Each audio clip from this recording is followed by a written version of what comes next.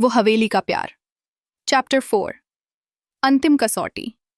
हवेली की दीवारें उस रात पहले से कहीं अधिक बेचैन थीं। हर कोना कराह रहा था, हर दरवाजा अपने आप खुलबंद हो रहा था। बाहर तेज तूफान था, लेकिन हवेली के अंदर का तूफान और भी भयानक था। आरव और अनाया हवेली के बीच बने पुराने आंगन में खड़े थे। ऊपर आसमान में काली बादलों की गड़गड़ाहट थी। अनाया ने आरव का हाथ कसकर पकड़ रखा था। उसकी आंखों में आंसू थे। आरव, अब फैसला करना होगा।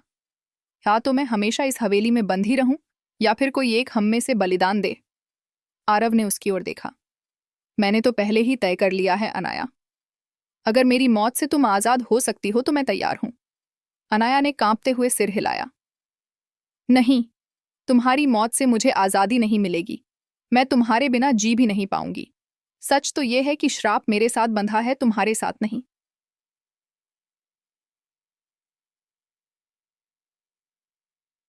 परछाइयों की सभा।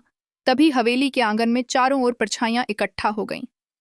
उनके बीच से वही काली आकृति आगे आई जिसका चेहरा झला हुआ था। उसकी गहरी आवाज गूंजी। अब समय आ गया है। अनाया, तू इंसान को छोड़ दे, या फिर वो यहीं मर जाएगा। आरव आगे बढ़ा। अगर मेरी मौत से ये सब खत्म होता है तो मैं तैयार हूं। लेकिन अनाया ने उसकी राह रोक ली। उसकी आंखों में आग थी। नहीं आरव, आज मैं तुम्हें खोने नहीं दूंगी। अगर किसी को मिटना है तो वो मैं होऊंगी। परछाइयां जोर से हंसी। अगर तू मिट गई तो ये हवेली भी राख हो जाएगी। क्या तू सच में अपने वजूद को मिटाने की हिम्मत रखती है? अनाया ने गहरी सांस ली और कांपते हुए बोली, हाँ, क्योंकि अब मुझे सच्चा प्यार मिल चुका है। और सच्चा प्यार कभी बंधन नहीं बनता, वो निनात वो। अंतिम आलिंगन। अनाया ने आरव की ओर देखा। आरव, मुझे गले लगाओ। ये आखिरी बार होगा। आरव की आंखें भर आईं। नहीं अनाया, मैं तुम्हें खो नहीं सकता। अनाया ने मुस्कुराते हुए उसके गाल को छुआ। तुम मुझे नहीं खोगे, मैं हमेशा तुम्हारे दिल में रहूंगी। उसने आरव को कसकर गले लगाया। उसी पल हवेली की दीवारें जोर से कांप उठीं। हवा में आग जैसी गर्मी भर गई। परछाइयां चीखने लगीं। अनाया की देह धीरे धीरे धुंध में बदलने लगी। उसका चेहरा चमक रहा था। आरव, अब मैं आजाद हूं। तुम्हारा प्यार ही मेरी मुक्ति है। आरव चीख पड़ा। नहीं, मुझे छोड़कर मत जाओ। लेकिन अनाया की आवाज धीरे धीरे मिटती चली गई। मैं कहीं नहीं जा रही, मैं यहीं हूं तुम्हारे दिल में। और अगले ही पल वो रोशनी में बदलकर गायब हो गई। हवेली का अंत। अनाया के जाते ही हवेली में भीषण विस्फोट हुआ। दीवारें दरक गईं, छत गिरने लगी। परछाइयां दर्द से चीखती हुई धुएं में घुल गईं। आरव किसी तरह बाहर भागा। पीछे मुड़कर देखा, सदियों पुरानी वो हवेली अब राख में बदल रही थी।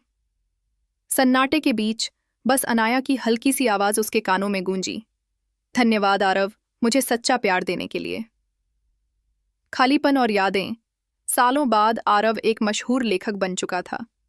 लेकिन उसकी किताबें सिर्फ डरावनी नहीं थीं, उनमें दर्द और मोहब्बत दोनों की गहराई थी। उसकी सबसे चर्चित किताब का नाम था वो हवेली का प्यार। पाठक उस किताब को पढ़कर रोते थे, डरते थे और सोच में डूब जाते थे। पर किसी को ये नहीं पता था कि ये कहानी कोई कल्पना नहीं, बल्कि आरव का अपना अतीत था। कभी कभी रात को जब वो अकेला होता तो खिड़की से आती ठंडी हवा में उसे अब भी किसी की फुसफुसाहट सुनाई देती। मैं यहीं हूं आरव, हमेशा के लिए। और वो मुस्कुरा देता, क्योंकि वो जानता था सच्चा प्यार कभी मरता नहीं, वो बस रूप बदलता है। अगला पार्ट जल्द आएगा। चैनल को लाइक और